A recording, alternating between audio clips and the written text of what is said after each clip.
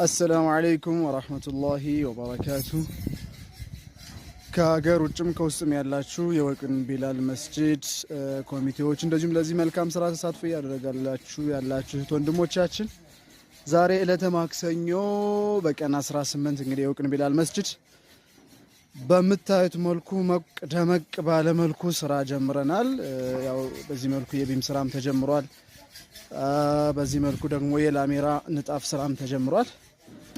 እንግዲህ ኢንሻአላህ ያው ሞቅ ባለ ደስ በሚል መልኩ እየሄደ ነው ያለውና ኢንሻአላህ በርቱ ተበራቱ።